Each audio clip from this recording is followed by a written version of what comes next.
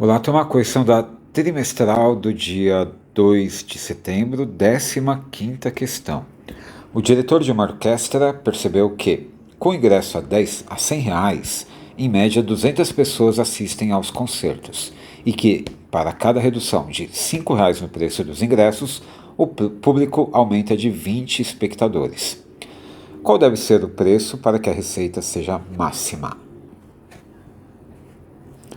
Muito bem, temos aqui então preço do ingresso, né? Preço unitário, e ingressos vendidos, quantidade vendida, né? Número de ingressos. Então, o que a gente sabe? Vamos chamar de preço de X e ingresso de Y. Então, aqui, o que ele falou? Se o preço é R$ 100, 200 pessoas compram o ingresso. A cada vez que você reduz em R$ 5, então se você diminuir para 95, 20 pessoas a mais acabam comprando o ingresso, então 220. E isso aqui então caracteriza uma função afim, né? Porque ele falou que cada vez que aumenta, que diminui 5 aqui, então se diminui 5 de novo, aumenta 20 de novo, né? Tá, então é para admitir que isso aqui se comporte bonitinho como uma função afim.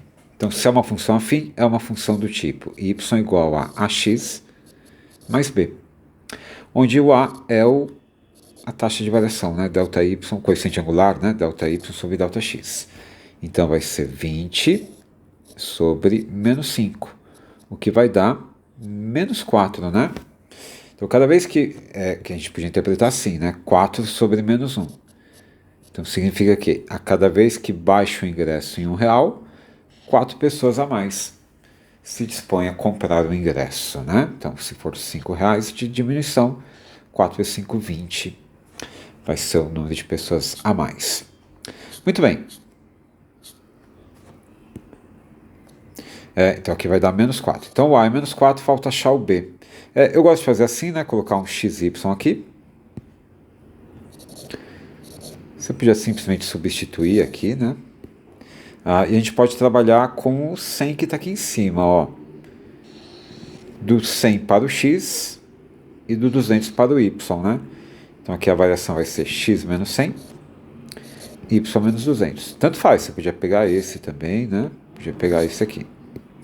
Muito bem, então eu sei que Y menos 200 sobre X menos 100 também tem que dar menos 4. Delta Y sobre delta X constante. Então aqui teremos Y menos 200 igual a menos 4x mais 400. Esse cara passou multiplicando. Então a função ficou y igual a menos 4x mais 600. Então essa é a relação que existe entre o preço que você coloca no ingresso e a quantidade de ingressos que você consegue vender. Tá bem? Muito bem. A pergunta então é: qual o valor que maximiza a receita que essa orquestra pode receber? A receita é uma relação que existe. O dinheiro que entra, né? Receita é igual ao preço que você pratica, o preço que você cobra no ingresso, vezes a quantidade de ingressos que você consegue vender. Esse é o total de dinheiro que vai entrar, né? Então a receita é igual a X vezes Y. Preço vezes ingresso. Então tem duas variáveis e duas variáveis que estão brigando, né? Porque quanto mais você aumenta, quanto mais você diminui o X, diminui a receita. Só que diminuindo o X, aumenta o Y. Aumentando o X, diminui o Y, né? Quanto mais caro for o ingresso, menos ingressos serão vendidos. Muito bem, então teria uma briga boa aqui, mas felizmente a gente tem a relação entre o X e o Y. Então a gente sabe que a receita é X vezes menos 4x mais 600.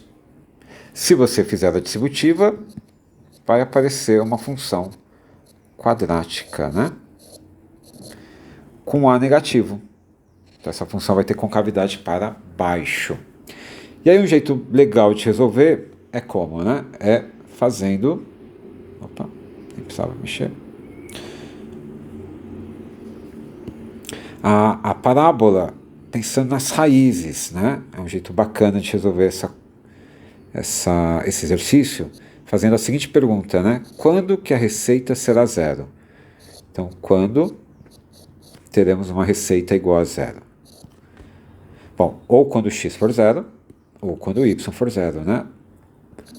Então, se o preço for zero, ou se a quantidade de ingressos vendidas for zero, vendida for zero, né? Então, quando que isso aqui, a receita, vai dar zero? Então, ou se o x for zero, ou se isso aqui for zero. E quando que isso é zero? Quando o x for 150, né? Então, se a gente fizer o gráfico da nossa função, aqui tem um preço x do ingresso, e aqui a receita arrecadada, o dinheiro que entra. Note que se x for zero, a receita é zero, e se x for 150, a receita é zero. E o gráfico é uma parábola com cavidade para baixo, porque o A é negativo. Então, existe um valor ideal para você escolher para o x, né? Que vai gerar a receita mais alta possível, a receita máxima. E esse valor está bem no meio entre o 0 e o 150. Quem está bem no meio entre o 0 e o 150 é o 75. Então, esse é o valor do ingresso que maximiza a receita a ser arrecadada. Ok? R$75. Então, deu alternativa C. Belezinha? Então, essa foi a questão 15. Vamos para a questão 16.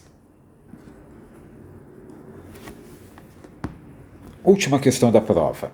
Seja f a função definida por f de x igual a 1, se x for maior que 0, f de x igual a 0, se x for 0, e menos 1, se x for menor que 0. O melhor esboço do gráfico da função g de x.